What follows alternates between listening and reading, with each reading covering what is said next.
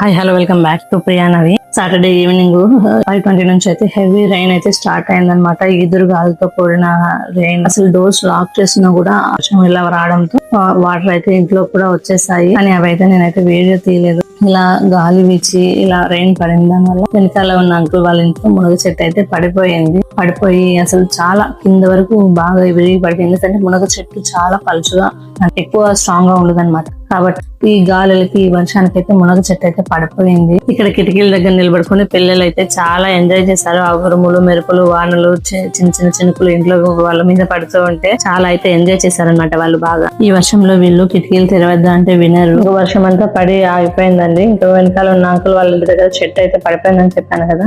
ఇంకా ఆ చెట్టు అయితే మార్నింగ్ అయితే బయటకు తీసారు, అంటే లాక్ చేసి పెట్టేస్తుంటారు వాళ్ళు.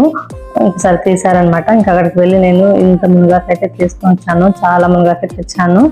ఇంకా ఈ మునగాకులో నుంచి ఆకులన్నీ సపరేట్ చేశాను, పూత అంతా సపరేట్ చేశాను అనమాట. సపరేట్ చేసి పూతను కూడా మనం అయితే యూజ్ చేసుకుంటాము. పూత ఆకులు ఆఖరికి ముదిరిన మునక్కాయను కూడా సూప్ చేసుకుని అయితే ముందుగా ఆకుకొసుకునేటప్పుడు ముదిరిన మునక్కాయలు ఒక 4-5 కనిపించాయన్నమాట. ఇంకా దీన్ని ఏం చేస్తాంలే అని చెప్పి నేను అక్కడే వేసేస్తాను. సరే నాకు వద్దని వేసేస్తాను కదా. ఇంకా కింద బోన ఆంటీ వాళ్ళు అయితే తీసుకొచ్చుకున్నారు ఆ మునక్కాయలని.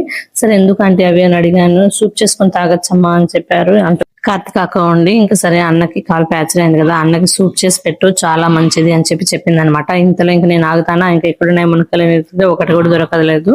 లాస్ట్ కి ఒక 2 మునక్కాయలు అయితే దొరికాయి అనమాట. ఒకటి అక్కకి ఒకటి నేను తీసుకున్నాను. ఒకటి లేత మునక్కాయ ఒకటి ముదురు మునక్కాయ అయితే తీసుకుని వచ్చి సూప్ చేయడానికి పెట్టుకున్నాను. ఇంకా సూప్ అయితే చేయలేదు, రేపు చేసి మీకు చూపిస్తాను. ఆయనకి మంచిది అంటే ఇంకా ఆగుతానా, ఎలా సాధించుకొని అయితే వచ్చేస్తాను. ఈ మునగాకును ఇంచుకొని రావడం ఒక ఎత్తు అయితే ఇంకా దాన్ని అంతా ఒలిచి అన్ని సపరేట్ చేసి పెట్టడం అయితే ఇంకొక ఎత్తు.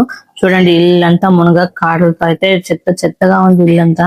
ఇంకా సరే ఈ విధంగా అయితే మునగాకునంతా తీసి అన్ని చేశాను. ఇంకా మిగిలిన మునగాకుని టెంకుకాడు కోసం అలా వదిలేసాను అనమాట. ఇంకా నువ్వు తినురా అని వాడైతే ఎంజాయ్ చేస్తున్నాడు. చూడు ఎంత బాగా తింటున్నాడు అసలు. ఇంకా టెంకుగాడు ఎంత తింటాడో తిని అని చెప్పి అయితే వదిలేసాను అనమాట. ఇంకా వాడు తినేసినాకైతే ఇంకా ఇప్పుడు ఇల్లంతా శుభ్రం చేయడంలో ఉంటుంది నా పని. చూడండి ఎన్ని కాడలు ఎన్ని మండలు, పెద్ద పెద్ద మండలే అని. ఇంకా ఒకసారి చిన్నగా చేసుకుంటుంటే కాదని అన్ని గబగబా తీసుకొని వచ్చి పెట్టేశాను. ఆ తర్వాత నేను మా హస్బెండ్ కి వచ్చాను. మా హస్బెండ్ అయితే కొంచెం హెల్ప్ చేశారు, కొంచెం ఒలిచిచ్చారు.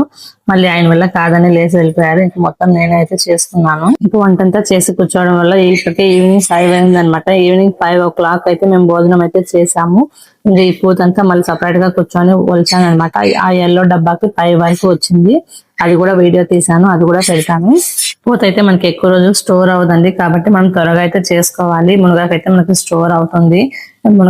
మునగాకుని ఎన్ని రకాలుగా వాడతారు ఏమనేది నేను నెక్స్ట్ అయితే చెప్తాను అనమాట. మునగాకుని